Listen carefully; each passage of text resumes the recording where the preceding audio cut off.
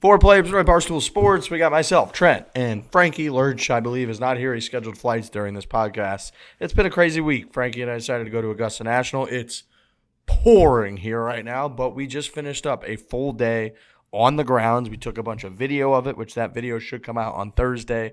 We had a hell of a day. We lost each other. We bought a bunch of merch. We saw Tiger Woods make a birdie. We got a lot to discuss. Trent Daddy, it appears that you are in the Chicago office, which we're going to be at Thursday, Friday, and then Saturday, Sunday, we're going to be at the bar. How are you? How's your week? How's the Chicago office? I'm great. The Chicago office is great. This is my first time here, and it's really just a magnificent office. I walked in here, and I know everybody says that who comes from the New York office to here, but I'm really – we were talking a little bit before we hopped on the podcast, and I just feel home. I'm a Midwest guy. Chicago is as Midwest as it gets, and it's good to see Eddie. I mean, I've seen all the guys. It's good to see all of them. I can't wait for you guys to get here. The setup that we're going to be watching the coverage at is fantastic. I feel great. I mean, I probably don't feel as good as you guys do because you were just at the greatest place in the world. But for me personally right now, I feel great, and I've got this fantastic hoodie on, which I'm sure we're going to talk about. Yeah, you look like you were born in the Midwest. You were born to be in that office. Something about the blue and the white and the little red dots, the Chicago colors, and Trent just works. We were at Augusta National today, and I mean, I could cry just about just being at Augusta gets me really emotional. It's a place that, and I'm not going to reference Disney in this episode. I'm not. Okay. Even though I should. It's a place that you just can't believe is real. There's real magic happening inside inside those grounds. Beyond those walls, beyond those pines, magic is happening. And it happens in all different crevices of this place. We saw Tiger Woods hit a golf shot and then just tap it. That's crazy. By the way, that's crazy that you saw him. Being there is one thing, and it is a magical place, but the fact that Tiger was there playing golf in front of you guys is something that I want you guys to tell me all about, because I want to know, and I think the listeners do Trent, too. Players, and this is us just talking as buddies on a podcast that a bunch of people listen to. Players now, we've seen this trend of guys knowing who we are and stuff. When you're at Augusta National and guys are prepping for the Masters, the fact that people are legitimately walking from the fairway over to the patrons to spot us out and get our attention, like a Will Zalatoris. Oh. Just a random guy that happens to kill it at Augusta just is yo, Frankie, what's up, Riggs? Come over here. It's oh, yeah, no, hold on just 1 second. So we're just going to come over there and we'll talk to you. It's dude, he was on 15. It's fucking, what are we talking about? Are you practicing for the Masters? What are you doing? So yeah, no, it is, it's been a surreal experience. We're in some house. And yeah, it's crazy. It's crazy out here. Happy Masters Week, everyone. We had a great day. I have to say, Frankie and I have had, it's a little bit of a bummer because we're at the part that sucks that you deal with because you want the last 2 days to exist. And that is that as soon as we're done with this podcast, which we're cramming in, trying to squeeze in an hour here where we can do this podcast in this home. Shout out to the entire Club Magnolia crew that set us up and put us in this spot where we got a nice couple quiet rooms where we can do the podcast and have our friend Trent join us from the Chicago office. But we're at the part where we have to finish this podcast, and then we have to do a 2-hour and 45-minute drive to Atlanta and then deal with the worst airport in the world, which is Atlanta, and then fly to Chicago, get in late, wake up, and not really have a ton of sleep, but we'll obviously be running on adrenaline because it'll be Masters time. But that time's going to be great. We are so fucking jacked up to watch the Masters, to watch Tiger, to use the Barstool Sports book, the Unders Club, which Trent's rocking that hoodie right now. It looks amazing. That part's going to be awesome. But the next, 8 hours or so for me and Frankie are going to be miserable. But this is the part that going in when you squeeze out a last-second trip to Augusta to try to go into the Masters for a day. Kisner got us our tickets, Kiz and Brittany. Kevin and Brittany Kisner. This is the part that really sucks, is that we packed up all our luggage this morning. We got to go through all this bullshit. It's pouring out. We might kill ourselves driving. But we have had an excellent 2 days in Augusta. Today was so much fun. We got we got one of the luckiest breaks, I would say, in history, where Frankie and I, we were out a little bit late last night. We were having a couple drinks. We were finagling. We were telling stories. We, without giving it all away, and we can't because we can't tell, like Mark Steinberg and the Excel crew we were hanging out with, telling stories, had an absolute blast last night. Trent, you wouldn't believe what happened last night. You wouldn't believe what happened last night. I got to say, I can't wait for you guys to get here. You better tell me all about it. We had so much fun, but we get back a little bit late. And we wake up. We don't get to Augusta till maybe 9 a.m. or so. First 3.5 hours that we're there are spectacular. It's beautiful out. We go down the back nine. We see Tiger Woods.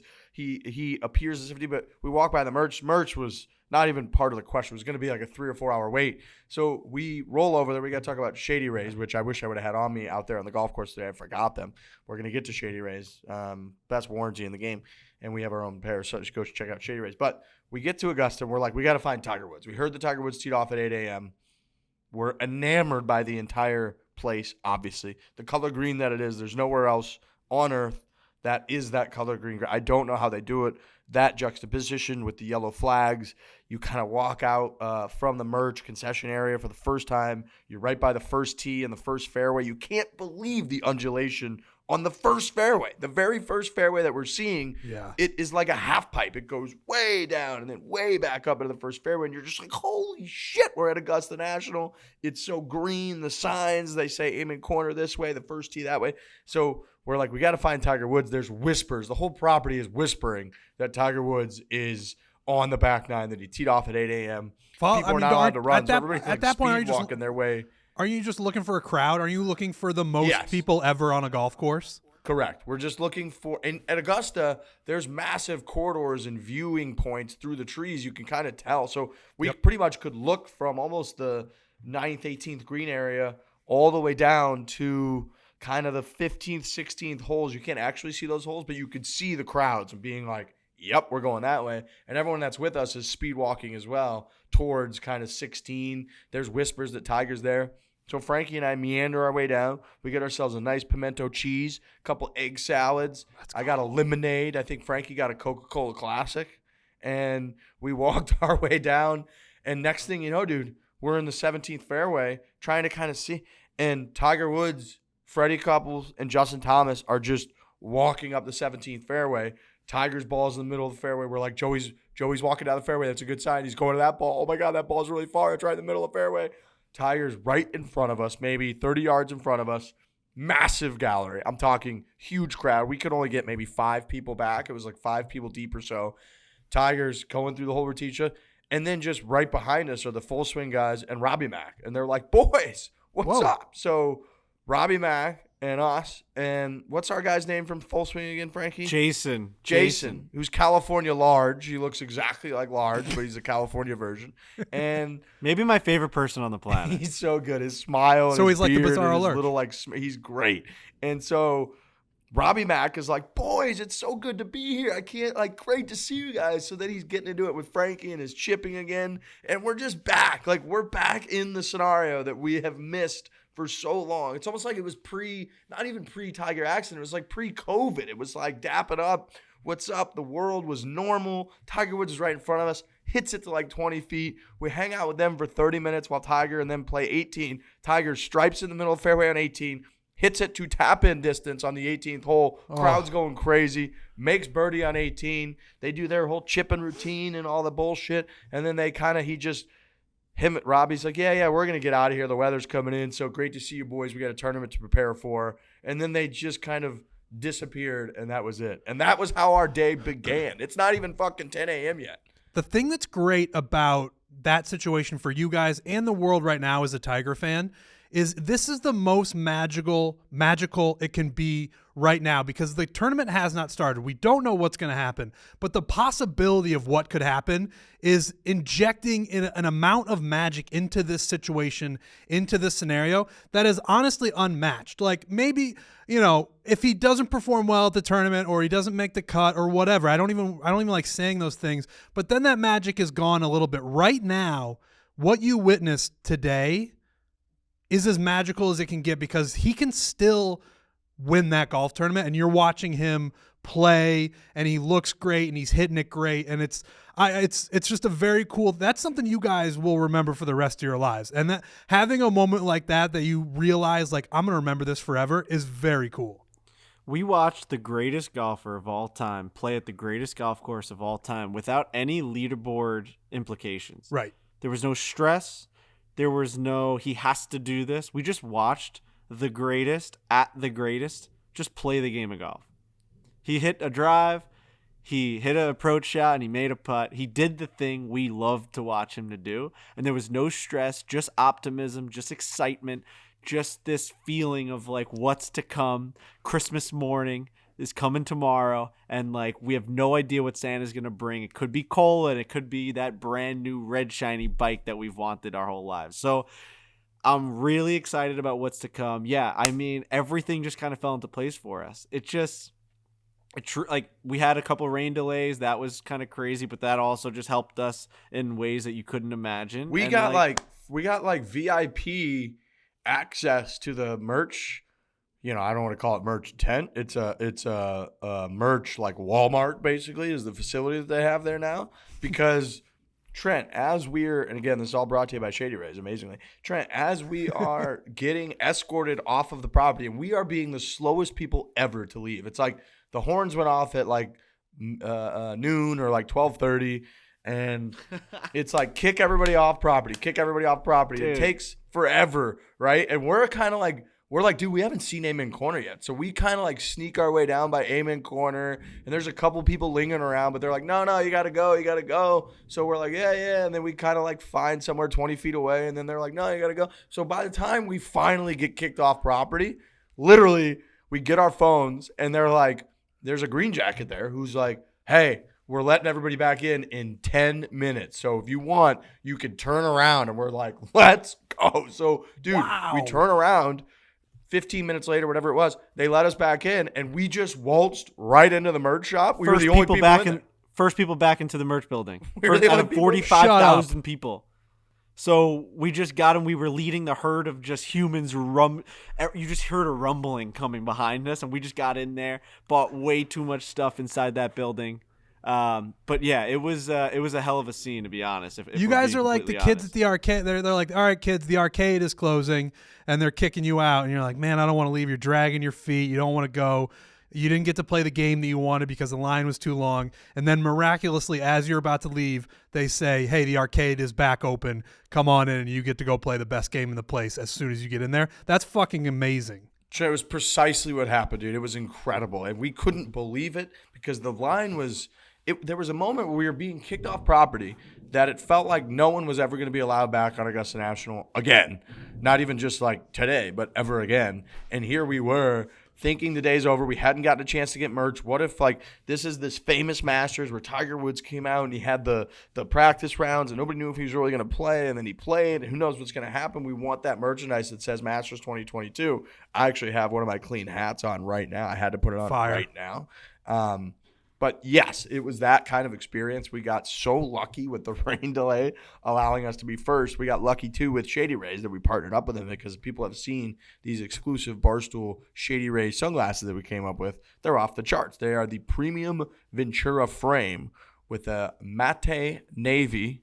Okay, I said matte last time. Everybody made fun of me, so I'm saying it again because I churched it up.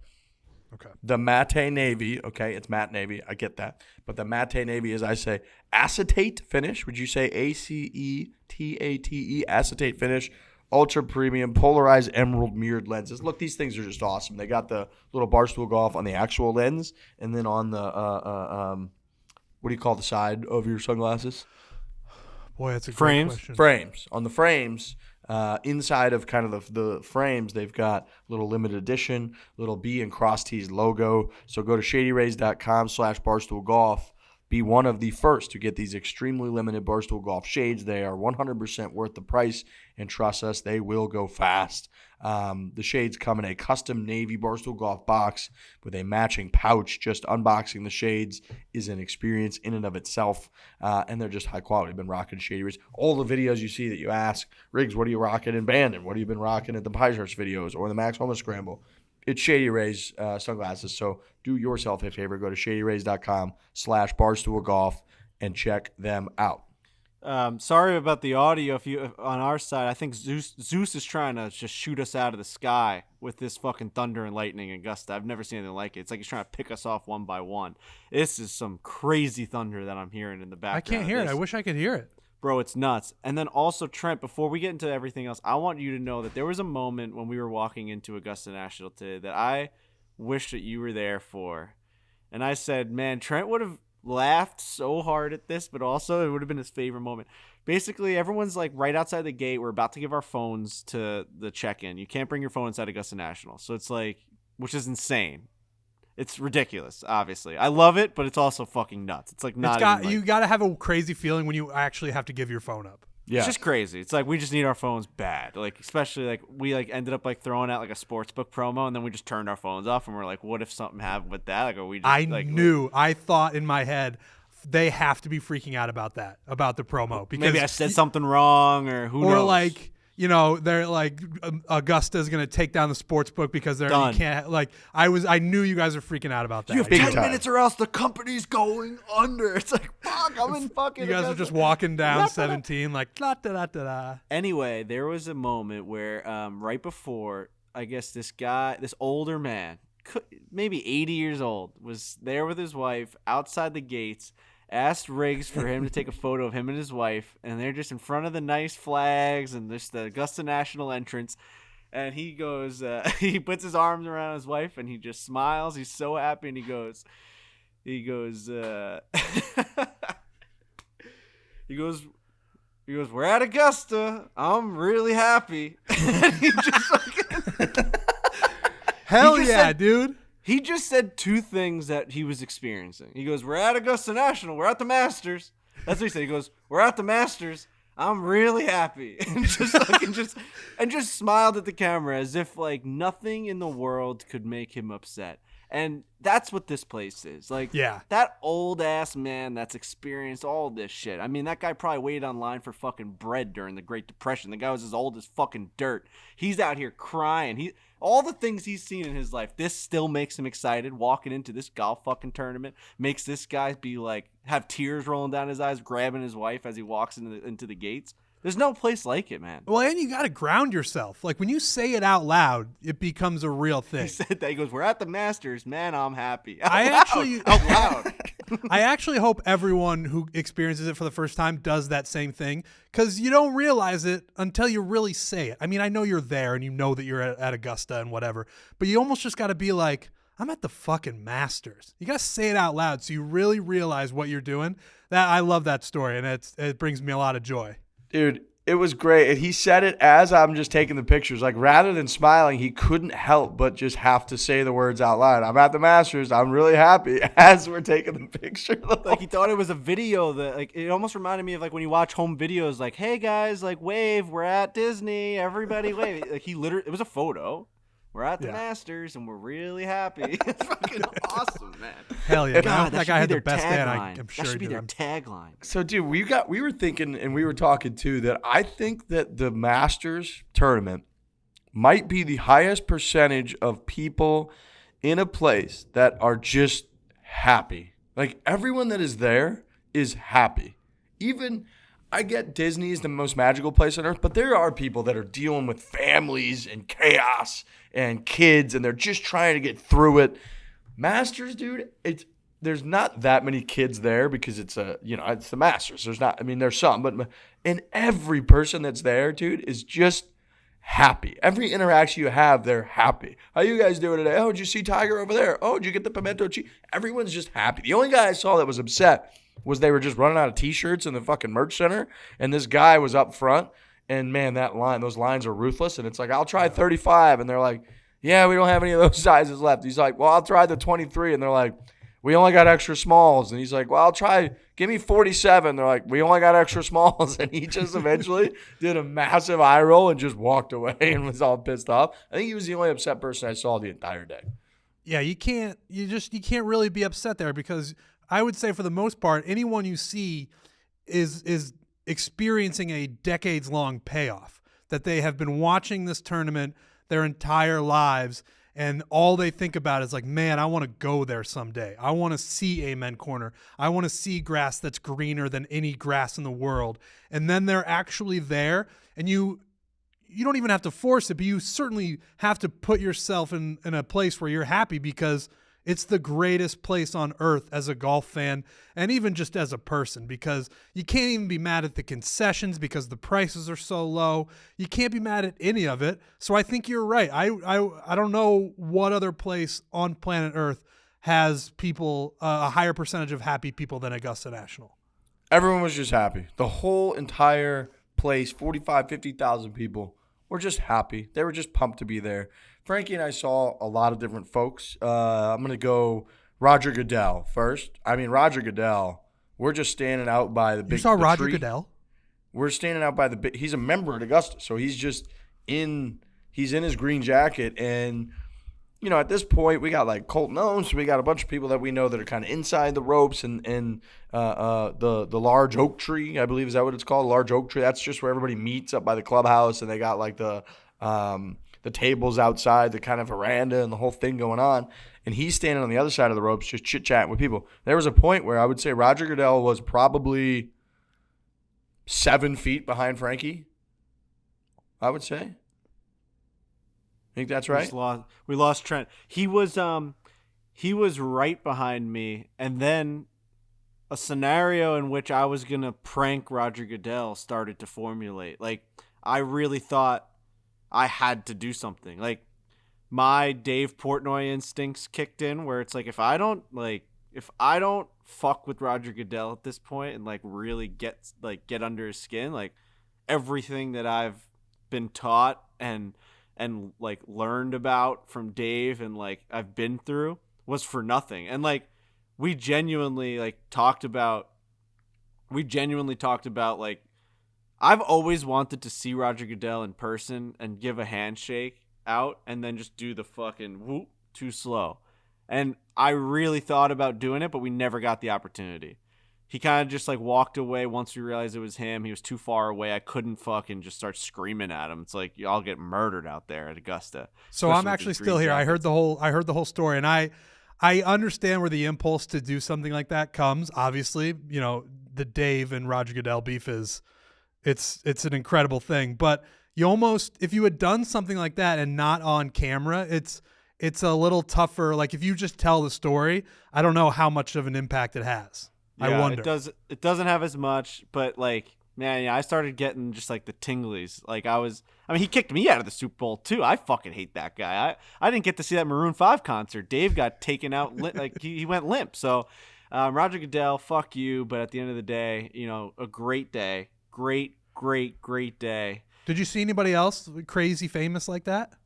No. Dude, it's just like we saw all these golfers are just like Scottie Definitely Scheffler golfers. walked up to us. Definitely golfers. But like these golfers just know who we are now, man. It's like it's so fucking. The crazy. golfers were there, Trent. Scottie Scheffler skipped the ball. Scottie Scheffler skipped the ball on like 16, and then like came over to us, and like we met his wife Meredith, who he played Rumikube with. Yeah. And like she's like, hey, like I don't know that like you guys understand, but like when Scottie was on your guys' show, he was like texting everyone, being like, "Can you believe I'm on Fore?" Like, you know, he's like the biggest fan ever. So we were getting like the little like lowdown from Meredith. She's the nicest, sweetest person I've ever met in my entire life. The fact that we're gonna do that scramble is insane, and like being that like that whole we're gonna be in the mix over there in Dallas. It's gonna be fucking awesome. She said we should stay at their house. She was like, "You guys." Every person we've met from the Scheffler camp is the greatest person on the planet. Yeah. Like, what's going on with these people? It's like they're not real. Like, I want one of them to say something mean to me. They're just like so fucking nice. So yeah, it was just one of those experiences, man, where it's like, wow, Scottie's walking over here right now. He's the #1 player in the world, and we're at the Masters. Like, I kept saying stuff like that to myself today. Sounds like you guys are the most famous people there. We had a really good day today. We and had a also, great like, day. I will say, like, you're not allowed to have a camera, I don't think, on Thursday through Sunday. I think it's just, like, no technology at all. And on the practice rounds, you could bring in a disposable camera or a digital. So we still got, and this is amazing. I love meeting everybody, but we still got the every 2 steps, Stooley, wearing a pink fucking polo, white Masters hat. Dude, gotta take, and selfies with, like, old school cameras are a nightmare. everyone's like, did it click? And like you're handing off like these new Sonys to like these older guys. This one guy like took a photo of himself, like it like captured on him. He's like, what is this? Like turning it. One guy just like stared at us with a camera, and just as we're all waiting there, and we're like, all right, just hit the fucking button. And like 10 minutes of build up came into him having to hit this fucking capture button, and he hit the off button, and everything just kind of closed down, and the fucking zoom in went back, and we're all just like, no, we gotta get going, man. We can't be standing here anymore. So it was a lot of that, but aside from that, man, I wouldn't trade that day in for anything on the planet. I would not trade that day in for anything. It was excellent. It was excellent. One thing I didn't really think about is, when you detach yourself from your phone, it is kind of nice. We've spoken about it before, but it is kind of nice. For those first 30 minutes, you reach into mine's a front left pocket move. So you reach into your front left pocket, every 30 seconds, and there's nothing there, and you go, it's right on my phone. And then you kind of just get used to it. You get a little pimento cheese, maybe a drink in your hand, just like a domestic beer or whatever the hell they call them, which come in a green cup, which is nice. And you just kind of forget about it. One thing that I didn't realize is that when your Whoop is not when your phone's not with you, your Whoop's not connected to your phone. So I'm rattled because I wanted all of the data from my what the walk was like, because obviously Augusta's not the easiest walk in the world. Luckily, all that will upload now that we've kind of reconnected to our phones. But Whoop has all of the best fitness wearable knowledge that you could possibly have. The sleep, we got 5 hours and 6 minutes of sleep last night I'm looking at right now. Just not enough. So we're going to need a little bit of sleep tonight. The boys are going to have to catch up. They've got the green bands that are coming for Masters Week, which I believe Trent Daddy's got right there. We're going to get this weekend. I haven't seen mine yet. That thing looks awesome, Trent. It is awesome. It's just a beautiful shade of green. I have not put it on my wrist yet because I have a large wrist, and I got to sit down and work with it for a couple minutes, and I was handed this right before we came on. But it's going to look great once I put it on. It's, we talk about Whoop all the time. I love Whoop, and I love this new band. It's just, like I said, just a really beautiful shade of green. So, if you are into this week and you have a Whoop, get yourself a band. How many of those we got? We got 4. Okay. Wow. Yeah, we got them for you. I really want one of those. Like, that's something I really want. That green is really good. Look, I got 2 right here. Yeah, dude. We're going to have to save one of those for me because that's a really good looking Whoop band. Good news for you. There's one with your name on it. Those are really good. So Whoop, in terms of the monitoring, it's not just your sleep. They've got, mine does now, okay, when you hit this button, it gives you the blood oxygen level of my situation and what's going on. That I don't comprehend how the technology can do that, but it does. And mine's been in the green, which is really nice. Nice to see. I'm relatively healthy. Gives you your recovery. So, you want to be in the green. It really reminds you to kind of maximize your sleep, have more consistent sleep, which again, we need to pick up on. Maybe don't hammer as much alcohol because it's going to harm your recovery. You're not going to be in as good a place to perform as well as you would like to. Rory's been rocking that green Whoop this week. Go to whoop.com, enter the code FORE, save 15% off at checkout. It's called Putting Green, the color of the band that everybody is loving, Putting Green. So go to whoop.com, that's WHOOP.com, enter the code FORE, F-O-R-E, and save 15% off at checkout. We love Whoop, been wearing it for several years now, and I'll probably never, ever not wear it. 5 egg sandwiches for me today. I'm going to be tooting 5 on Delta tonight. 5. That might be worse than bangers and mash before a flight. Dude. Just one of those things. You're at the Masters. I had a pimento cheese sandwich too. So I had 6 sandwiches, 2 soft drinks, and a domestic beer. So that was my intake today. These like awesome green cups. Also awesome to be able to like collect the cups. Everyone's stacking them. You put them back in your cabinets when you get home, and like to be able to just fill those things up with water is just, it's a dream. To like, hey, like your buddies are over and you're just watching a game. Like, yo, can you just grab me a drink? Like, yeah, no problem. Go in there and just fill up a Masters 2022 cup. It's something that, like, such a flex, but also just a little hint of, hey, I brought heaven back home with me, and here's a little piece. You can share it with me for a second. It's the best. It's just literally the best.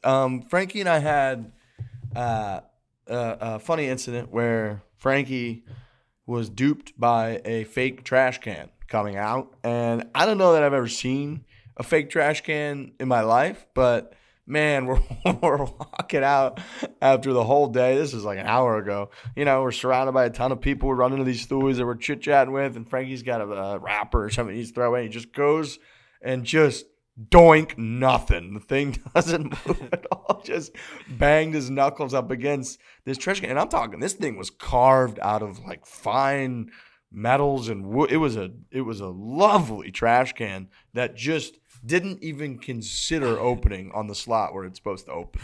Wait, I don't I'm know why confused. that's more efficient, but it just is. Like they knew that one couldn't be used because of like its location or something, and they just thought that it would be better that like a piece of like they thought that a garbage can belonged there, but they definitely did the math on like where trash was going to be tossed out, and they figured that wasn't the most ideal spot. So 8 more steps, there was a plastic trash bag that was then on a stick, but the real one that was like dug into the ground was actually drilled shut. So like my knuckles broke. It was insane. I'm not sure I've ever been this confused in my life. I don't understand what a fake trash can. What? I don't know what the Why not benefits just are, make but it you a know real that trash Augusta, can? you just know Augusta just thought like it was for aesthetic. Like, hey, like this is where a trash can would exist, but we don't want people like throwing trash in it. That seems cruel. That seems like the people who walk around airports and put the stickers of the outlets on the side, and people walk up to them and they're like, "Bang!" It's like, oh damn. I don't understand the point of a fake trash can. That's I mean, like you're saying, they obviously have a reason for it. Otherwise, they wouldn't have put it there. But that seems cruel to me. And again, like it just lives up to the hype, the whole place, to the point where like every single piece of straw is underneath every single tree. Everything's perfect. You can even tell like now during like the practice rounds, they're actually like facilitating where people are walking. They're like Wednesday, people are walking across the fairway in one area, and then tomorrow they'll be walking in another area so that it doesn't get brown. It's truly a remarkable place. So the garbage can was one of our lowest points, and then also we got separated. Yeah, we get separated with no phones. I don't know how people survived before 2000 or whenever cell phones started becoming a thing. I could throw out any number there, and I would probably be wrong, but. That seems right to me. But dude, yeah, Riggs and I were like, all right, we're going to go into this merch area, and there's 10,000 people trying to buy shirts. I go one way, he goes another way. He goes, once we're done, let's meet outside. We have no phones, no way of communication. I go in there. I get stuck behind these 2 women that didn't realize that 15,000 people behind them wanted shirts. They're asking, hey, can I see number 28? No, she sees it. She takes it out of the bag. No, that's not the right fabric. She puts it back. It was insane. I was waiting behind these people for 25 minutes in my lane. Just pick the wrong lane. It happens sometimes. So I'm like, oh, Riggs is definitely way out of there. Like 25 minutes have gone by. I just got my shirt. I'm going to go get other things. I got like a cutting board. I got a bunch of stuff. It's insane. Spent way too much money in there. I got walnut cutting boards. Nice. Walnut cutting board. So then like I go and ship it. They ship it straight to your house. There's another shipping station. All my stuff is just on my way to the house. It's already going to be there Friday. I just got a UPS fucking notification. It's insane. So that's happening. I come outside. I wait for 20 minutes for Riggs. He's nowhere to be found. So no phone. I'm waiting for Riggs. Everyone's coming up to me, and they're like, dude, like, what's up? I'm like, have you seen Riggs? They're like, no, I thought he came out here. So I'm like, you know what? Par 3 contest is about to start. If I know Riggs, I know he's not going to miss that.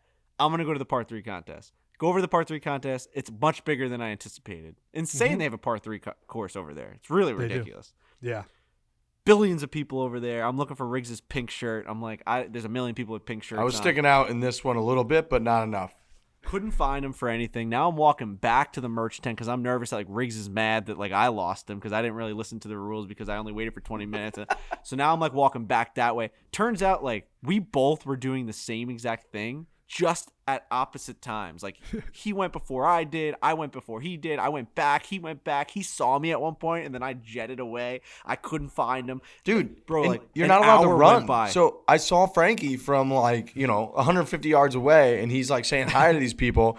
And Have I'm you seen like, Riggs anywhere? there's Frankie. And I'm like, so I start making my way towards you, but I can't outpace him because you're not allowed to run. So then Frankie just eventually in the fold, I look up and like there's a blur of people, and then he's gone. It was like one of the Bourne movies where like they just lose the suspect, and like a crowd. I just lost him. Right.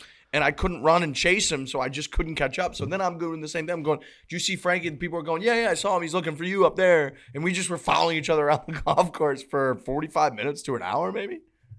Yeah, and then finally just lock eyes on each other at the par 3. It was a huge moment because, like, at that point, he's gone forever. With that many people at that golf course, everyone's looking the same, all wearing the same outfits, same color schemes, gone forever. We ended up finding each other, and it was a scene though. Like everyone, like I'm reaching it. I see one guy. I said, "Have you seen Riggs?" He goes, "I think I saw him 30 minutes ago. He was that way." Riggs is saying the same thing to the guy that he just saw. He goes, "Frankie's looking for you." Fucking crazy, man. That place is such a blast from the past that it puts you in scenarios that you could only have happened to you in the past. Trent, you would have gotten a little freaked out by like doing all the selfie camera stuff because you felt like you were in the 90s. It was a weird scene. Like many times I'm like, man, this is just like what like my older sisters like just did when they were like growing up. Like this is just how you took photos with your friends. Like I never experienced that. It made me feel weird. I was like, oh yeah, this is just like what life was like. I don't think selfies were that as prevalent as they are now. I'm sure. Oh, I wondered that too. I think the people's desire to take selfies is, I think, largely born out of the ability to take them. It's a great point, dude. I think you're right. I don't know that the selfie. I mean, there are probably a few examples, but it wasn't a prevalent thing. Now, I mean, we take selfies all the time. I mean, you just take. That's selfies. a great fucking point, man. So the selfie was like invented with the front-facing camera. Yeah. Otherwise, you would. In the past, it was like the guy that you took a picture who was so happy to be at the Masters, you just have someone else do it. Which there's a lot of trust in that scenario. There's because you don't know how they're taking it, especially at Augusta. You're in front of 12, you're in front of 13. Like, how's it's coming out blurry? By the way, we're also like in a house right now, and like people are walking in, and they're just looking at me like, who's this person just doing a show in our living room? We haven't introduced ourselves to anyone. Like we're legitimately strangers in a place where they're just looking. I'm looking at people right now as I'm speaking to you, and they're laughing. They have no idea who I am. So if I didn't know any better, if I didn't know any better listening to the last two podcasts, you probably have convinced people that you're staying at a hostel, that you're at Augusta, Georgia. There's a hostel somewhere because you keep talking about people that you see that you don't know who are also staying there. They've got no clue and don't care either. Yeah, they have no clue. We're in an awkward situation right now. There's just no doubt about that. Dude, we're trying to do this podcast before we go, and it's just it's tough. There's a lot going on. We got to talk about this Club Magnolia thing. So this Club Magnolia that we got invited to yesterday with Josh at Owens Mixers, our guy Patrick. They have this just mansion that is right off of, it's on Magnolia Lane, which is like, I guess this is like, is this a different Magnolia? It's not like the Magnolia. It's right next to basically the other side of Washington. I think Washington Ave is kind of the main road here, but it's like this row of really nice homes. The one that we have been lucky enough to enjoy and hang out at is Club Magnolia. That is a fantasy land. I mean, it's got like 6 different bars, a massive putting green complex in the middle, which I think is just like a synthetic green that's phenomenal. Flowers. There's a full swing simulator set up. And it's just this mansion with food, beverage, valet parking. That's just walking distance from the grounds of Augusta National. People go in and get breakfast and go into the club. It is an elite experience if you're in Augusta National. I'm talking elite, and we just kind of stumbled upon it. It's as VIP as VIP gets, and it's like it's hard to really explain to Trent like what it is. Basically, we were talking to the owner, and he like was in the hospitality business. He like worked at bars. He was just figuring out like what he was going to do, and realized like he liked the hospitality business to be able to like set up parties for people. Saw this opportunity. This is Magnolia Drive, so it's on the other side of Magnolia Lane. I think it changes right there on that. Okay, gotcha. So that makes sense. We're on Magnolia Drive. You could throw a stone to the perimeter of Augusta National. I dare you. And this guy built a house that like from the outside just looks like a house, and then you walk in and the backyard has been converted, like Riggs is saying, into something that you really can't understand. Like it goes up, there's like stairs outside, all pavers and like levels and like buildings back there, like a merchandise building. There's like a bar building with like a legit, it looks like a bar, like a restaurant. There's like a concert hall back there. He kept buying all this land behind him. He'd buy the house next to him, the house behind that. And just, he said he became obsessed with like making it perfect. Where like everything's trimmed exactly the way it is in Augusta. Did a good job. And everything's like looks like the inside of the tournament, but it also has its own spin. It's a little more laid back and there's music playing, and it's something I've never knew existed. It's amazing that this entire operation, because like there's houses across the street, they have staff here. It's amazing this whole operation is live for 7 days. Like, what are we like? That's crazy. You have to see how much like money is put into this place. It's once a year. That's it. That's literally it. Yeah, they It's get the 1 best week. place I've ever seen. They get 1 week. The rest of the year, Trent, 51 weeks of the year, it's just close. I mean, it's close. There's just nothing He's goes like, yeah, on. like the deer and the foxes just like play on the putting green. Like whoever, like we lock it up and that's it. That sounds incredible. It's incredible. It's a really, really cool experience. So we will be back there, clearly. I think we should do some shows from there or something next year. But yeah, Club Magnolia is as VIP as it gets, as Frankie said. So Tiger Woods, last time we did a golf podcast here, a little show for the fellas and the ladies out there, for everyone. You know, it was very much believed that Tiger Woods was going to play in the Masters tournament, but he had not done his press conference yet. He did come out on Tuesday, and he essentially said he's playing. He said, as of right now, I plan on playing. He then spoke the rest of the entire press conference with the assumption that he had declared that he was indeed playing. He had probably the quote of the year so far in golf, which was when I think it might have been our guy, Danny Rappaport, who said, you know, Tiger, you famously have said and stated that you do not show up and don't plan to show up and don't plan to play golf tournaments unless you believe you can win that golf tournament. So do you believe you can win the Masters? And he just said, I do. And that was it. It was an amazing moment, and that was our guy, Danny Rappaport. Redemption for him after the Bahamas, I believe it was, when he was going to ask two questions. He asked the first one, and he did, and then he tried to get the second question, and he just didn't remember. So I was very happy for our guy, Danny. He knows what he's doing with that question, and it was perfect. That's the exact type of response you want to get from Tiger Woods, because you know that quote is going to be everywhere, and that quote was everywhere. And yeah, that whole press conference was just pretty incredible. Once he said, I feel like I'm going to play, and then he said the I do, I feel like I can win when he said that. And the whole thing is still pretty surreal, but I think we all assumed he was going to play, and it looks like that's going to be the case, especially, I mean, he was out there playing today, so he's definitely playing. He's got a tee time and everything. So, yeah, I thought most of the press conference he didn't give a ton, but the times that he decided to say I'm playing and that I can win, that's all you sign up for as a Tiger fan.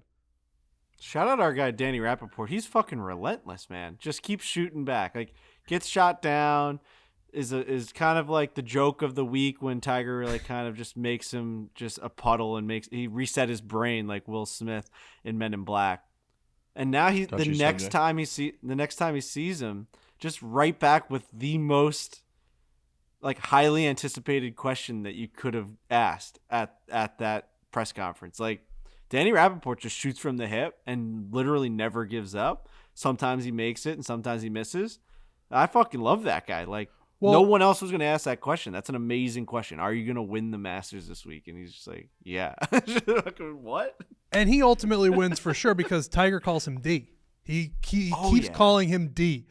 He referenced back to the question that Daniel D asked him, and he goes, "Yeah, going back to the question that D asked me, that should give a person the most confidence in the world. So even if you do flub one and you just completely forget what you were going to say to Tiger Woods, some of us have personal experience with that. But if Tiger called me T from there on out, after he asked me where I was stationed, I wouldn't have any nerves about talking to him. And Daniel Rappaport is in that position where Tiger calls him D, and that is something that no one can take away from him. Real quick on Tiger. We have to talk about this. There's a lot of murmurs around the golf course that like everyone that saw the guy, he looks amazing. He said that he can win. He thinks he can win. But he's limping and laboring. The word laboring's been fucking, it's...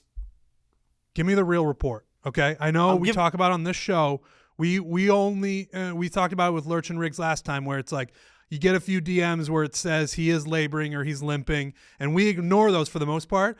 For the next 4 to 5 minutes, I want you to give me an actual scouting report on how Tiger Woods looked at Augusta National today. Looks fucking amazing.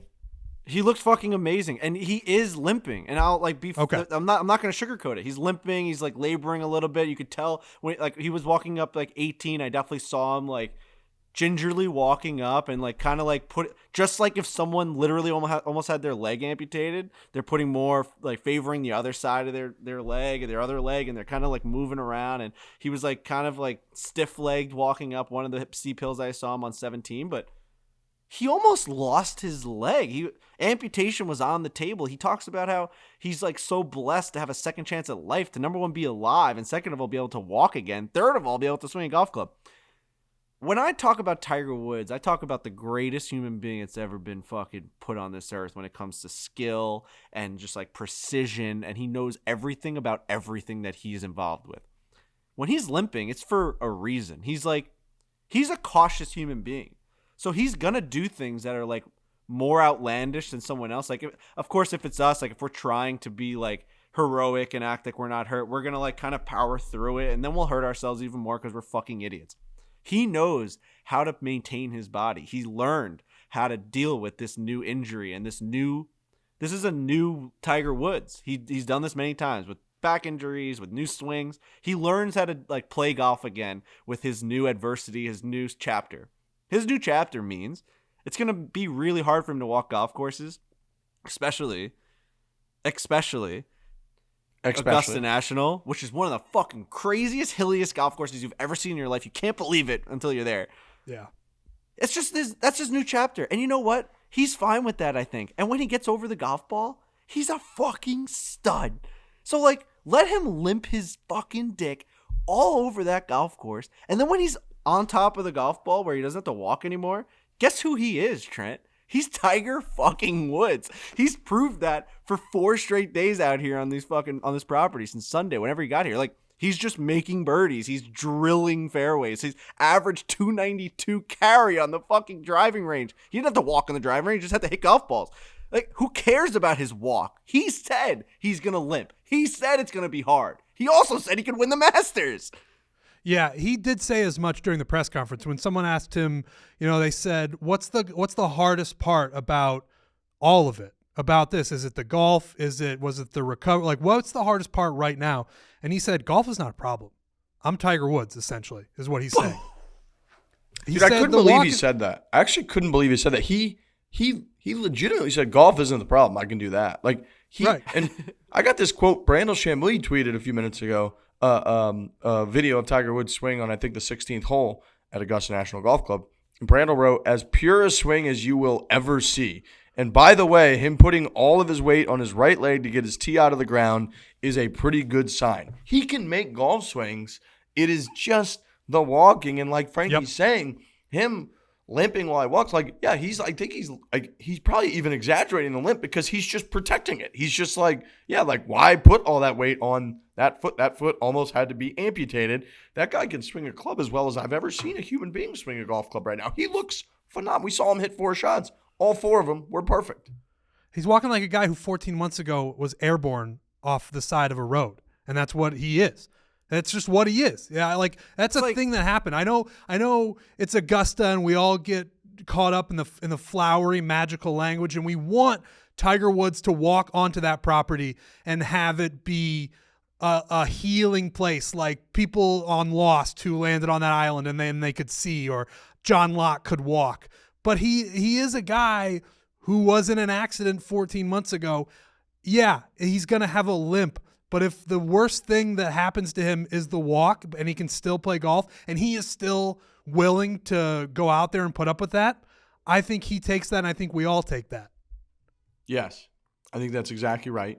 I like that he's rocking the TaylorMade Stealth. We can get that too a little bit. I also like that we went to Kevin Kisner's last night for Kevin and Brittany Kisner's for a little appetizers and a couple beers. And our guy, Dwayne Bach, Dewey, showed up with a truly hard seltzer, which is why he's one of our favorites, why He just gets it. Truly Hard Seltzer is a clean, crisp, and refreshing hard seltzer with a hint of fruit. Now, Truly has been a big the title sponsor for now 4 consecutive years of the Barstool Classic. Some of their classic flavors like wild berry, black cherry, to new twists like passion fruit, citrus squeeze. They've got lemonade, iced tea, punch, and extra hard seltzer with 8% alcohol by volume. All cans have under 110 calories, which means plenty of refreshing flavors that won't weigh you down. Every Truly contains only 1 gram of sugar.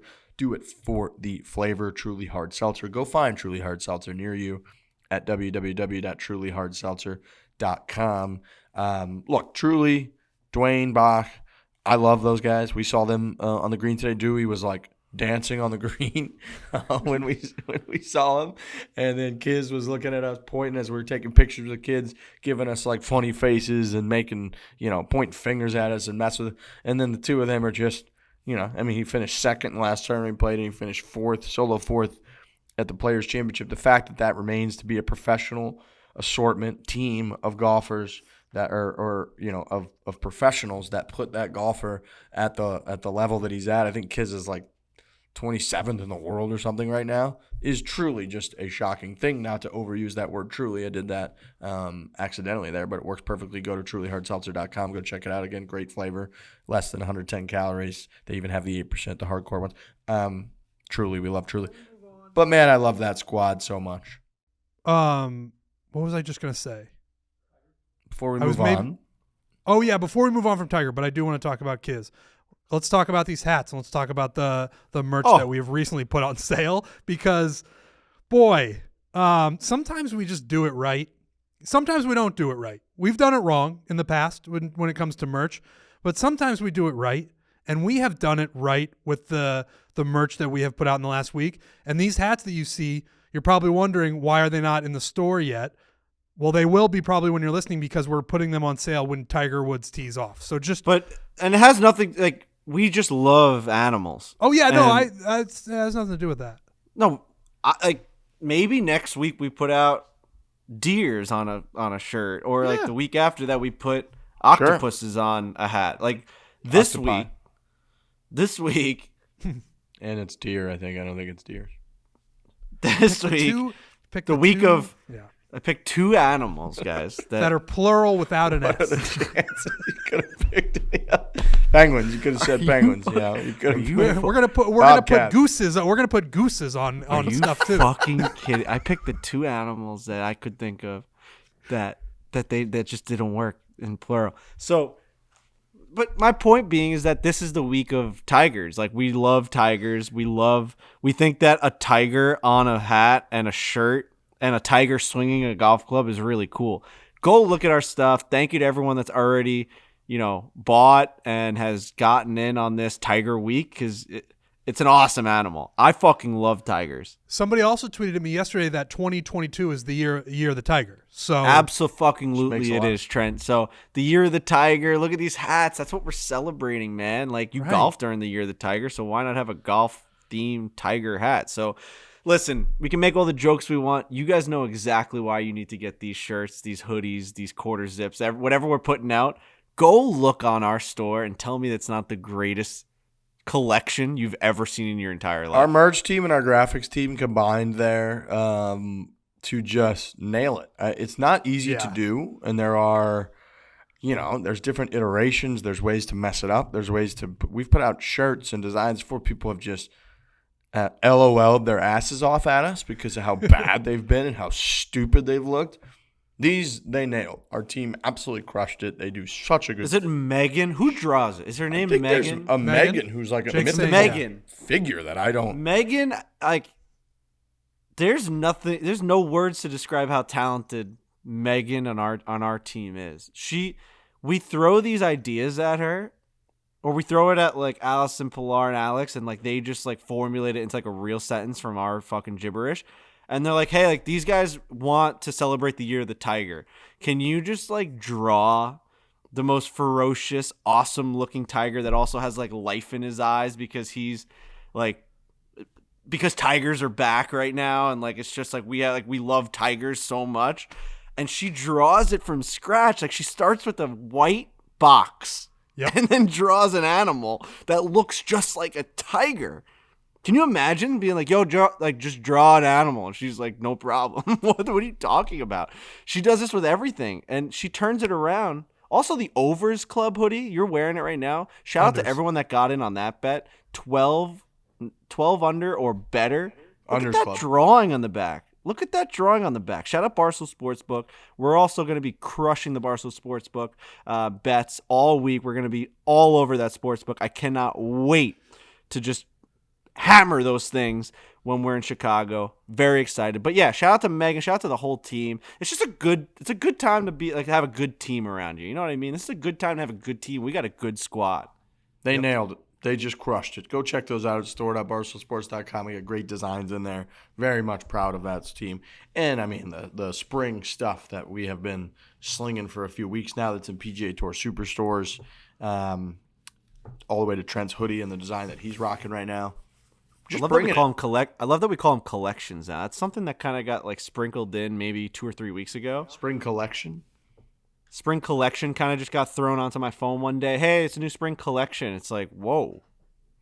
That's I kind of like that. I kind of like that. So when I was promoting the Year of the Tiger, I was just writing the Tiger collection, and that felt real strong.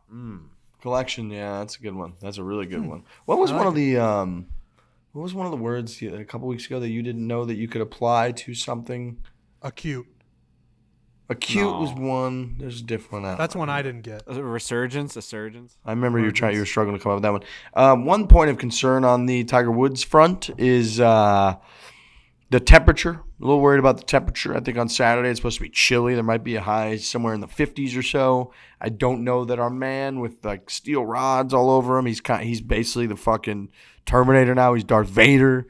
We've made that kind of comparison for a while, and since the last time he played, he's only added probably 200% of the metal rods that he was holding him together before to his person now. So you have to think that cold weather on Saturday, not great. But what I did like is I saw him come out yesterday in a sweater. He had a really nice blue sweater on. I have to imagine he is going to be rocking Saturday and Sunday some really crisp, clean sweaters.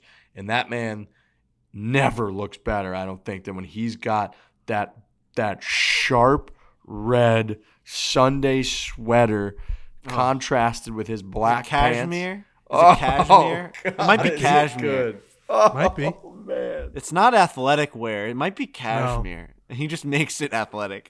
Nobody wears a polo and golf attire like Tiger Woods, and we've said that from time to time. But it's just every time you see him, the pictures that have been coming out of him. Today he wore like white and black, and it was fucking perfect. Oh, it was perfect. Speaking of this stuff, one of the interesting answers he gave during his press conference was the shoe question. The answer to the shoe question, which we talked about on the last podcast, saying that Nike is probably in meltdown mode. They got to be even more in meltdown mode after that answer, because he pretty much said that he has been trying out a bunch of different shoes, and Nike has been trying to make him one that makes him feel more stable, and they just couldn't get it done, so he wore a FootJoy shoe.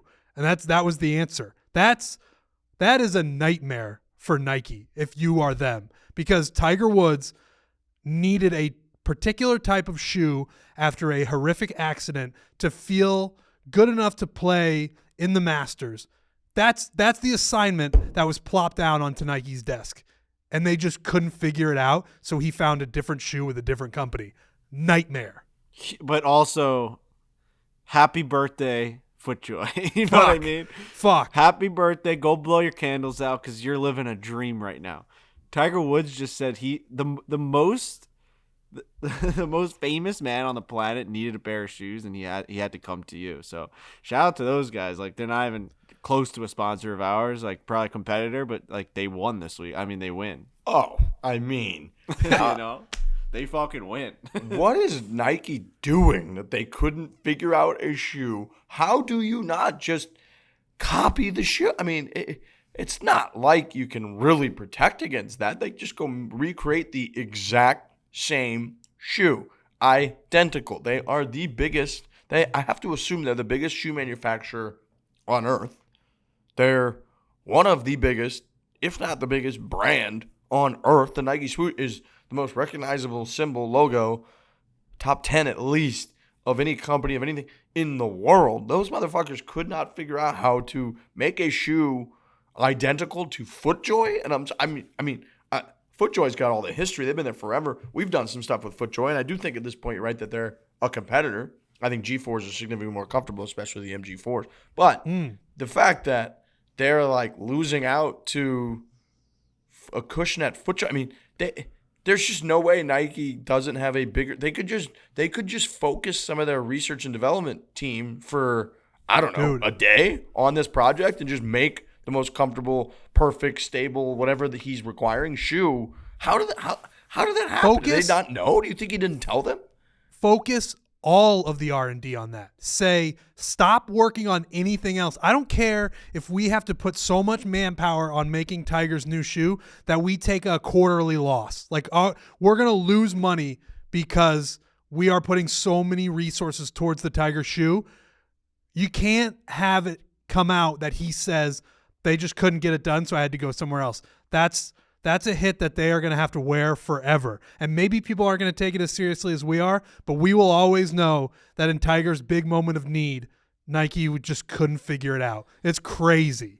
Like, were they thinking that they could make him a shoe, but it's not one that's like in their current line? So like they didn't want to just like make him a custom shoe because like this FootJoy one is something that fans can buy or what? Break a law. Break laws. I don't care. Break no matter whatever what you law do. you got to break. Just like, if Tiger Woods wore a shoe that literally no one else on the planet could ever purchase or wear, that's completely acceptable and actually like should be happening. Right. Yeah. Yes. It's Like, just I agree. Just make him a new shoe. Something that's completely away from everything you've ever done. I would absolutely that watch was a stunning. documentary. I would watch a documentary on what has been going on at Nike for the last 6 months, whenever Tiger said, "I need you guys to figure out a shoe for me," to the press conference yesterday, because there had to have been countless meetings and brain trusts and R&D and trying to figure it out, and they just couldn't make it happen for whatever reason. They just didn't get it done. I'd watch a documentary just on Tiger arriving on Sunday and with FootJoy shoe. I watched a documentary on the moment that he went for the first time with FootJoys, how that occurred, the actual process, because we've heard every rumor in the book from JT slipped off his shoes because Tiger was slipping with wedge shots. Tiger put them on, started hitting them better, his back felt better, and so he sent Robbie Mack to PGA Tour Superstore to buy a bunch of pairs. Frankie got a receipt from a guy that claimed that Tiger himself ordered him to the Woods Jupiter from this guy's website, that he ordered like a bunch of pair of FootJoys. I want to literally know how that precise process works of him going from wearing and having only Nike shoes, I imagine for the last 35 years of his life, to even possessing a pair of FootJoys that are the right size, that are right anything. And speaking of Robbie Mack, we had a great interaction today where we were talking about Tiger and said, man, I've seen him a few different times. Either it's footage that's randomly come out from Sunday, from Monday, from Tuesday, or now watching him right in front of us. Seems like he's in the fairways all the time. And Robbie Mack goes, oh, yeah, we hit fairways now, baby. That's our new thing. And then he goes, the Stealth, baby. And he started talking about the old Stealth, TaylorMade Stealth driver, which we are all rocking now. We are all hitting the ball incredibly well. And, we got our little TaylorMade rep coming up. What a moment. Is that what we got right now? Perfectly timed moment where now we're about to talk about TaylorMade, the Stealth. Adrian, we are what's all up? TaylorMade athletes. Adrian has now joined. Can you hear us? Now he can hear us. Adrian, what's up, dude? Hey, I just got you now. I couldn't hear a word you said there for the start, but all good. How you doing? What an accent. Great. We're doing Great. fantastic. You at the Augusta airport? Where are you? Atlanta Airport. I don't have a private jet. I don't have a private jet yet, mate. I got to drive 2 hours and fly to here. We're doing that right after we hang up with you. Me and Frankie are driving right behind you. We'll be a couple hours behind you. Yeah, so be fucking quick. We're going to miss our flight. I'm just kidding. Yeah. So we are just getting into the fact that Tiger Woods is obviously rocking his Stealth. One little segment that people are obsessed with and we think people will love is obviously what equipment guys are going with for big tournaments. This week is the biggest. It's the Masters tournament. You're on the grounds. You're you're working with everybody, all the top players. You're trying to get them right and get them dialed. What are some interesting kind of setups guys got this week for the Masters based on conditions and everything else? Oh man, it's I guess Monday course was so firm, so I guess they were predicting the rain, so that was interesting, like seeing kind of the guys kind of, DJ mess around with a few wedges just to see what that was doing with the turf.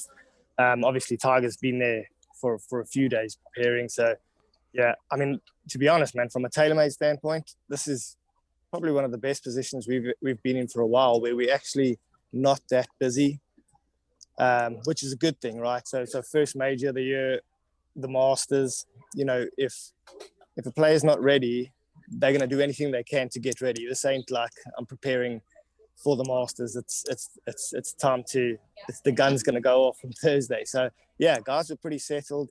Rory tested a few things last week. We were playing around with 2 different golf balls, which he's found something that he loves in the TP5X. A little work with Scottie Scheffler today, just kind of getting the driver spin right. Yeah, for the most part, man, I arrived Sunday and really just got the guys' kind of bags and all that ready as well. What kind of stuff was Scottie tweaking with to try to get the spin rates right?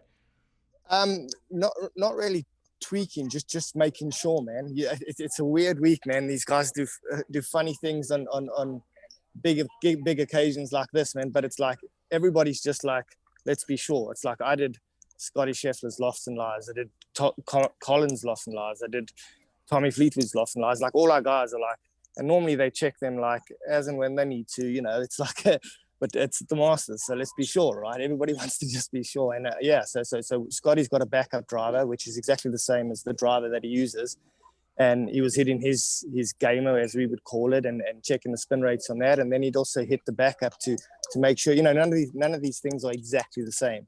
So for that session, he was just trying to make sure that he had his backup in the right place and his gamer in the right place.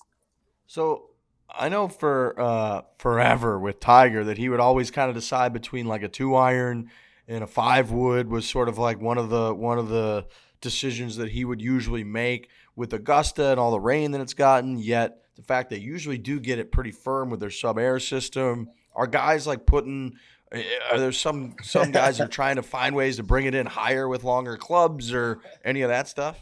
It ain't a 2-iron course, man. That's for sure. This is high and soft. Yeah, those are your two key words. So yeah, you'll see a lot of driver 3-wood, 5-wood. Maybe going into a 4-iron combinations. Some players will even drop the 3-iron and play an extra wedge. You look at like Tommy Fleetwood's got a 7-wood. DJ's got what we would call as a high launch 3-wood, which is actually a 4-wood. It's probably playing at about 17 degrees, where a traditional 3-wood would play at 15 degrees. 10 is a hole where they have to move the ball at least 20 yards, in my opinion, right to left. That's a shot that the guys will think about constantly. It's the start of the back nine. The difference between getting the ball, going down that hill and not is, it could be 50 yards. So it's all these little small things, and just seeing how the greens are going to be fast, they're going to be firm, they're going to be you kind of know where the pins are. The Masters has been there for a long time, so it's in my opinion, mate, the major that you can prepare the most for, because it's the unexpected is not there. With the Open, you've got the weather and you've got so many unexpected things. The Masters is so controlled, as you can imagine. Every blade of grass is just literally something that you can prepare for.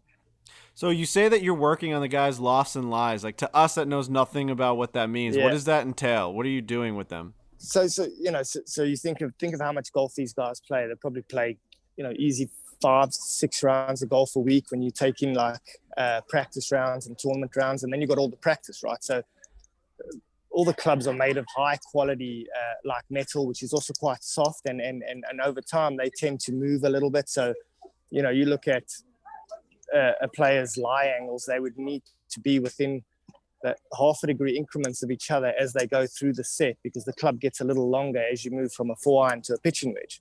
So let's say that 6-iron moves half a degree. That's out. That's monumental. So what you're doing is you're putting it on the machines, you're measuring them all against each other, and you're making sure that, for example, Tommy Fleetwood, his lie angles are 61.5, 62, 62.5, 63, 63.5. Just as they perfectly align up, and the lofts, Tommy would play his lofts in 4-degree increments. So 40, 46 in the pitching wedge, then he'll go to 42, 38, 34, 30. And it's all down to dialing in launch, spin, and that carry number. So you don't want to be long here, man. You don't want to be over the green. You don't want to get a yardage wrong. Jeez. So you're a senior tour manager. Like, how'd you get into this? Like, how'd you get into the point where fucking Rory McIlroy is like, yo, Adrian. I always wanted to do that. Yo, Adrian, like, check my loft angles. I think we all try to become golfers, man. We all so some end up playing, and some find it like other niches which they're pretty good at. I'm pretty smart when it comes to science and math, and I love golf, and I'm a golf professional by trade through the PGA, and that was kind of my path that I specialized in. Okay. And I've kind of climbed the ladder there, and you do it working with top players, and yeah, it's fun. Do you feel any degree of pressure with your job, because you are dealing with such exact measurements at such a high level with such, guys with an incredible amount of notoriety? You gotta dot your I's and all that stuff. You gotta be good. You feel it for sure. You feel it, man. You live and die it with them, man. You get so like with all this social media and the way the PGA Tour presents the golf now. It's like I'm on the plane now. I'll get home after midnight. I'm watching every single shot these guys hit, and you take ownership for it, right? So you're part of it. You're part of the team, and when they win, we all win, and vice versa. So yeah, I love it. It's a sport. It's a sport within a sport, I would say.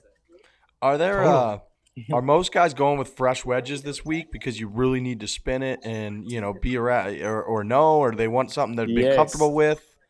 For sure, man. For sure. This is Rory's got a fresh one in his locker in case it firms up a lot. DJ's had new wedges. Tommy got new wedges last week. He didn't play last week. He was preparing. First thing we did was built Matt Wolf new wedges. The time for testing is over. It's game time now. What about the putters? Anybody do anything to try to with the greens and how slick they usually are? Does anybody try to use something different that's not going to come off as hot, or not really? Yeah, you can do. These days we have inserts in the putters. So you're not actually changing the whole putter. You're just changing the inserts. And we would have maybe, we would have 4, sometimes 5 different inserts, which are all different materials, from a Surlyn to like a little bit of aluminium in it. And all of these create different speeds off the face. So, I would say that's guys would prepare for that well in advance, and they probably know exactly where they're going. In terms of putting, most greens, you're probably looking at 2 to 4 degrees loft on your putter. Around Augusta, you can get away with less. For sure, just because the greens are so pure, and the touch is so precise. Man, it's fascinating. It is what cool, a man. fascinating world. I could tell how much you love it too. You just it's easy to get caught up in this stuff. Oh man, I tell you, man, I promise you, if you ever had the chance, we could go to Augusta. We'll put you in a position on the green. No, you don't have to hit a shot. You just go onto each green, 1 to 18. Put you in a position. If you break par, it'd be a good bet. You can be on positions on these greens, man, which is just impossible. They're some of the hardest putts you can think of if you're in the wrong position. I mean, obviously, these guys, you get greens where you can get into under the hole, or you get real comfortable. But man, if you get out of positions on these greens, you need some imagination. Dude, we were chatting with Robbie Mack today, Tiger's guy, and he was telling us about in 2019, if people remember in the final round, Tiger had that putt on the 9th green where he hit that incredible lag putt from the back right to a middle left pin, and Nance went crazy over it. It was an amazing putt, and we were standing right next to the 9th green, and I brought that up. Robbie said, dude, we actually hit in the practice round on Sunday when we came here alone, we hit that putt. Tiger putted it off the green. And he goes, and then he hit it again, and he was able to tap into that. But the greens are so nuts that Tiger Woods putted it off the green in the practice round. And he's like, luckily he just practiced that exact putt that day and had the same putt. Wow, that was unbelievable. I remember that. That was some putt there, for sure. Unbelievable. Absolutely phenomenal. No, it's really good, man. And the elevation, man. The elevation. I mean, it doesn't show it on TV either. I mean, you look at like 15 and 17. I mean, I was with Rory this week, and he's hit a tee shot on 15. I mean, the ball looks like it's like 10 feet off the ground, but it's because it's climbing the hill with the hill. And he's like one of the highest hitters there. It's just to try and put that into perspective for your average guy. It's just, you've got to see it. Phenomenal. I love it, man. I love how into it. I know it's a crazy busy week. You're at the airport. You've been working really hard. I'm sure it's hustle and bustle, and this is a huge week for you. There's pressure, and you took the time to come kind of talk through TaylorMade and all the phenomenal things you guys do to get these guys dialed, the best players in the world. So, Adrian, we really appreciate it, man. This was cool. Thank you, man. Thank you. It was it. And I tell you, when you go there and Tiger's in the field, different tournament, man. Different ambient, different feeling. You know, he was on.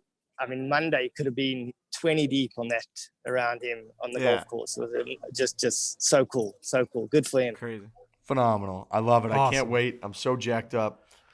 This stuff's fascinating. We're gonna have you back on. We got to do this more often. Oh, I'd love to, mate. Thanks for having me. Appreciate it. Yeah, no dramas. Thanks, Love man. Thanks, Adrian. Yeah. Appreciate it, man. Cheers, guys. Have a safe flight. I will, man. Cheers. Cheers. I mean, that stuff Frankie's is just trying to- fascinating. Yeah. I love it. Frankie's It's trying such to a sneak cool in as look. many It's Australian so things as he interesting. can. It's so different. Cheers. He's just at the airport giving us the scoop. By the way, you can head over to TaylorMadeGolf.com/Barstool Sweeps right now for your chance to win big. Here's what we're doing. We're teaming up with our friends at TaylorMade for the ultimate season opener sweepstakes and giving away 50 prizes to 50 different winners. Everybody loves winning free stuff, and especially when it's from the best equipment manufacturer in the world.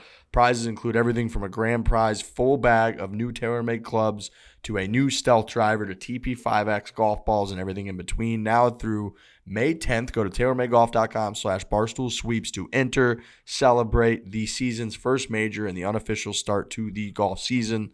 The Sweeps is running across a number of podcasts, so make sure you go over to TaylorMadeGolf.com/Barstool Sweeps right now. Tell them we sent you over here at Foreplay. Make the golf season better. Fill your bag with the best. Of course, that is TaylorMade. That's TaylorMadeGolf.com/Barstool Sweeps.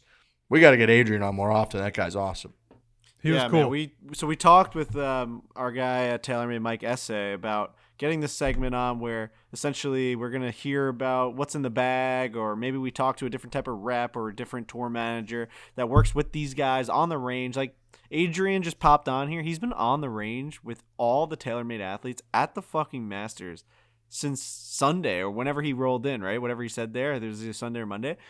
Just like the most essential guy to them, aside from like their own coaches and like family. Like they're Scottie Scheffler and Rory McIlroy and Morikawa. All these guys are legitimately like trusting Adrian to be like, no, this is like all the numbers are right. Like your loft angles are right. That's how far this wedge is gonna go. Like you hit it the way you want to hit it, it's gonna go 143. Like I'm telling you right now, I've got you dialed in. If it doesn't, you know, he says we win together, we lose together. Like that's my mistake. So that's a lot of pressure on Adrian. Really cool that we got him on the show. The fact that we now have access to a guy like that for big tournaments, for majors, we're going to have him on. And now like we all get to kind of look into that stuff. Like we're going to watch the Masters with just a little bit more insight on like how dialed in these guys truly are and like what they're working on. They got more clean wedges because they wanted to be able to spin more. And like if things firm up, they're going to change that around. And Rory like worked on a certain ball. So now everyone that's listening to this podcast, like when they watch Rory, they're going to know that he went through some sort of decision to use that TP5X. Like that's really cool. Like we would never know that aside from having Adrian on. So No, and it's, you know, him saying right away, it's like, no, we are not looking for 2 irons this week, man. We're looking for hybrids, 5 woods, 7 woods.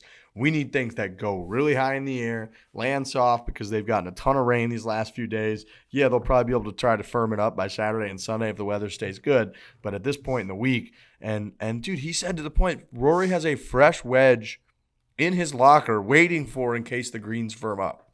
Like, yeah, He's going to go out there with a brand new wedge just because of that. That's like, to me, that stuff is so fascinating that they're getting that dialed in, that there's going to be that big of a difference.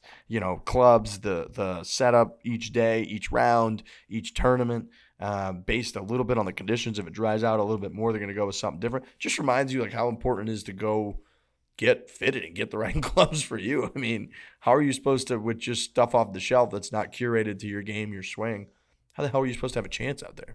It's impossible. It is impossible. But luckily, TaylorMade makes clubs for all different types of people. Like the Stealth irons are just like they're Trent's irons, and they're made for the guy that like doesn't need his stuff adjusted to the 10th degree, and like they're just so much more forgiving. And like that technology's been like the fact that they've been able to just dial in all the different types of technology. Like, obviously, the best of the best, they have to dial things in on a level that we never even understand because they can use clubs the way we can't. Just like how, like, a NASCAR, like a box car or whatever those things are fucking called, like, those things are worked on endlessly, like, more than, like, my fucking Ford Taurus. Like, you know what I mean? Like, so, like, there's just, like, the fucking pros just need stuff more dialed in than we do.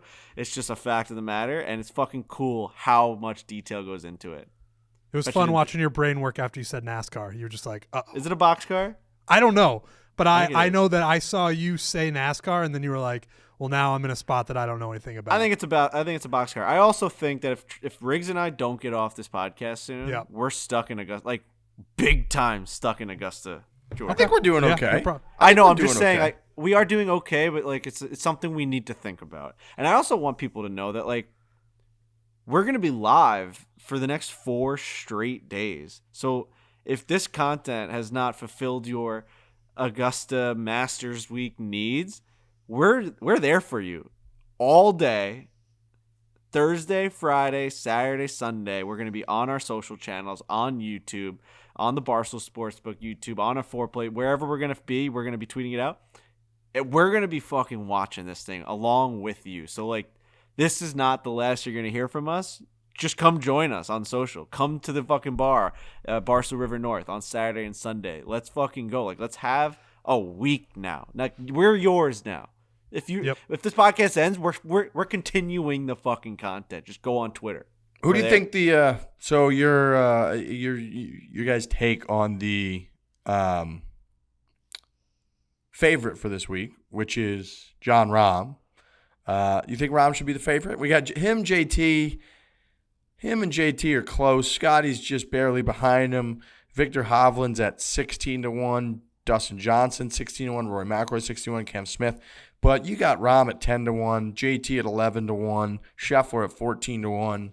Think those are about right? Would you think that, like, because JT to me seems to be most people's pick, the most common pick thus far. I think JT should be the favorite, but that is born out of me just being sick of Jon Rahm being at the top every single time. He deserves it. I get it. I get why he's there. He's Jon Rahm. When he plays up to his capabilities, he is just the best golfer on the planet, no problem. I just, for whatever reason, and you're right, Riggs, everybody's picking JT, and I have a good feeling about JT this week as well. It's something about some of the displays that he has put on in tournaments recently just make me think and know that he can hit any shot that he wants, and I just think that's so valuable. And I just, one of these weeks he's going to put it all together for 4 days, and people are going to be like, holy fuck, how did we just not all say Justin Thomas was going to win this golf tournament by 4 or 5 strokes? He's one of those weeks is coming for JT, and it might be this week. In one of his interviews, he actually said about himself that he thinks that he has put these big major tournaments on too high of a pedestal where he would get in his own head. Was that not the right terminology? No, sorry. It made me think of 40-Year-Old Virgin where he goes, you're putting the pussy on a pedestal. Yeah. I thought I said the wrong fucking thing. No, sorry. I shouldn't have laughed out loud. It just made me think of that. Justin Thomas is putting the pussy on a pedestal right now, and he even admitted it. Like, he's like, I haven't performed nearly as well as I should have in majors in my career so far. And he said he's did a lot of thinking and like what does it come down to? And it's like he psychs himself out, and the fact that he like has acknowledged that, and who knows where that came from. Like we're in the world now with like sports psychologists and like self-talk and like like finally finding out like why things are happening. Like maybe that's something that he went through where like now he's actively saying to us at the fucking Masters, like, yeah, no, I think I was like way too freaked out with all these majors, or like I wanted it too much, or I would put too much pressure on myself. Like now that he knows that, number one, can he deal with it, or is that going to make it worse? And number two, will that be the cure? Like now he knows. It's almost like he unlocked something. So really interesting to look at that. Number one. Number two, I think Rahm, yeah, for sure should be the betting favorite. One that is sticking out to me that's not up there, and I saw on the like PGA Tour power rankings that they put out before each tournament is Brooks Koepka. He's pretty fucking healthy, out here smiling around, looking. It's a major. He loves majors, smaller field, like we talk about all the time. Like this is something that he likes to like just kind of go after. He eliminates all the field in his like. When he talked about like, oh, when I play the U.S. Open, half of them don't even have a chance. Like it's like an equation, yeah. When he has a smaller field, he's obviously better. He's more of a threat. He's a guy that I would like to keep an eye on. He's obviously at some point going to make some sort of comeback, because he's Brooks Koepka. He's a fucking big time golfer. He shows up when the bright lights are on him. So the bright lights are on him. It's the Masters. That's someone I would like to keep an eye on. Yeah. I agree with you. I think Brooks Koepka at any major is a threat. He's a problem. I mean, he is, as much as it feels like he hasn't played well for a couple of years now. I mean, he should have won the PGA last year when he was in that final group with Phil Mickelson. Everyone thought he was going to win that. He's been in there in so many. He has had the most dominant number 2 par in majors over the last 5 years by a mile. I mean, he's way out there. I think he's. So what was it, 30 or 40 or something under, and the next closest are 5 or 6 back. I think was like Rahm and Scottie Scheffler. So he's way up there in terms of his performance in majors, and this is obviously a major. He seems pretty healthy. He's got 4. How many? I mean, one thing that makes me a little tricky. We got to talk about game time here in a second. One thing that makes it a little tricky is like 4 is a lot of majors. I know he racked them up in a pretty quick span. But 4 is a lot of majors, so do we really think like it feels like DJ and Justin Thomas are due for more, right? Because DJ has 2 now because he won the Masters 2020. JT has 1. Like they're due to win more majors. Brooks Koepka is so dominant majors, but I don't know that he feels like he's due. Like he has 4 fucking majors. 4 is as many as Rory McIlroy. But that breaks 2 ways, right? Yeah. Like he's got 4, so you think he can win them, and he's probably going to win another one at some point. But I know what you mean, and it has been a while since he won one of these. Not too long, but longer than we all thought, I think. And it does seem like, man, the more we talk about JT, and I know he's the sexy pick with everyone, but I'm definitely going to put a little bit on him because I'm going to kick myself come Saturday, early Sunday, when it's like, oh, JT's just the best player in the field by a lot, and he's got this pretty much in the bag. So, yeah, Brooks isn't a bad pick, though. I'd be curious to know what the odds are on that right now. I was trying to pull it up, but my phone's being weird. I mentally put a comma after kick myself when you said that. I'm going to kick myself, comma, come Saturday and Sunday, comma. That made me laugh. Just a little dirty joke. Game Time. What a brain. Game Time is a new app created by fans for fans that's changing the way we buy tickets and has become one of the fastest growing companies in America. Here is their story. Years ago, Game Time's founder, Brad, at the bar with his brother before Game 7 of the NLCS. He sees ticket prices dropping, buys them on his phone, then realizes he has to print them. He ends up bribing the bar owner to let him into his office. After 20 minutes of login, ink issues, and all that, which we've all been there, obviously, he gets the tickets but misses the first inning. He thought, wow, I got a great last-minute deal, but this was a giant pain in the ass, and the Game Time app was born. Today, over 15 billion people have downloaded the app. Oh, 15 million. I was like, I don't think there's 15 billion people anywhere. They know something we universe. don't. They know something we don't. If there's 15 billion. Wow, that's a lot of people. 15 million is still a lot of people. It's not lot. quite 15 billion. 15 million people have downloaded the app. Created by fans for fans, the Game Time app makes it easier than ever to score a last-minute deal on tickets to sports, concerts, shows, and everything. They got every major sport event, including golf. They've got tickets to the Masters, Wells Fargo Championship, PGA Championship. Best part, you get $20 off your first purchase. You just download the Game Time app, go to the account tab to create a login, and redeem code FORE for $20 off your first purchase. Terms apply. Again, you use the redeem code FORE, F-O-R-E. You get $20 off. Go download the Gametime app. Go to the account tab, create a login. Look, going to an awesome event, awesome game, awesome concert is the coolest thing in the world. We spent half this show talking about how awesome and amazing and phenomenal of a day we had, experience we had. So go use Gametime so you can go have those. Get out, get off the couch, get out of bed, get out of wherever. Go out, go to a show, go to a concert, go to a game, go to a tournament, and use Gametime to do it. Use the code FORE, get $20 off. Last thing, Phil Mickelson. So Fred Ridley, the chair, Augusta National chairman, Fred Ridley, said about Phil, he made a personal decision. I don't know anything beyond that. I know that Phil has been a real fixture here at the Masters for many, many years. He's been a big part of our history. We certainly wish him the best working through the issues he's dealing with right now. He said that he was not disinvited or uninvited or suspended by the Masters, that Phil made that decision himself, and that Fred Ridley himself does not know anything beyond that. Speaking in his annual address at Augusta, Ridley said that he had a, quote, cordial exchange with Mickelson over text and that he thanked him for his courtesy. That's the latest from the Phil Mickelson update. Kind of bizarre and wild to think where Phil Mickelson was in May, winning the PGA Championship, oldest major winner of all time. He gets to 6. Tiger Woods potentially amputating his leg. Now it's a year later, 11 months later, the entire script has flipped. Tiger Woods looks amazing. I'm picking him to win the Masters tournament. I think it's going to be the greatest week of all time. Even if he doesn't, it doesn't really matter. The fact that he's going to actually play is going to be so emotional and cool. And you got Phil Mickelson, who is borderline rumored to be banned from like everything in the history of golf. What a fucking juxtaposition it's been. What a flipping of the script it's been over the last year, fellas. Crazy, but until I saw those quotes from Fred Ridley, I had spent zero time thinking about Phil Mickelson. And that is what Tiger Woods does. And I would like to go back and say, because a couple podcasts ago, I had said that I think Phil should have committed to playing just in case Tiger decides to play.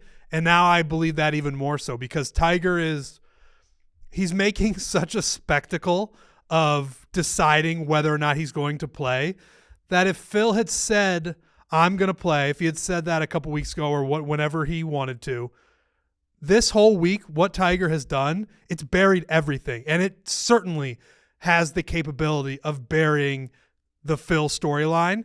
And I just think it's such a mistake for Phil not to play. And it's just, as this week goes on and as the Tiger Mania builds, I just feel that so much more. So, but again, I'm not thinking much about Phil because of the Tiger spectacle and he's not playing. He didn't get disinvited, whatever. I just, right now, I don't care about Phil Mickelson at all. Same. Don't care. Tiger week. I love that. I couldn't agree more. All right. Look, that's it. We're going to miss our flight, so we got to get going. It is Masters week. It is go time. We're going to have a pop-up merch setup. Oh, dude, we just talked about how amazing our merch team is. They're literally going. Oh, we will be there. The merch team will be there. Barstool, River North in Chicago, Saturday and Sunday. We're going to be at the bar. We're going to be watching the Masters. We're going to be doing live streams, so come hang out with us. We got special drink that's going to be available. We got many drinks. It's Barstool Transfusion will be there. The Tiger drink will be there. And then we're doing live streams from the Barstool Chicago office Thursday and Friday, so pay attention to that. Use the Barstool Sportsbook. A big thanks to all of our sponsors. We got Shady Rays, Whoop, Truly Hard Seltzer, TaylorMade, Gametime, Adrian coming on the show. We appreciate that. Let's go Tiger Woods. Hit it hard. Oh, and if you made fun of Zach Johnson's tie at the Champions Dinner, you're a loser. Get a hobby.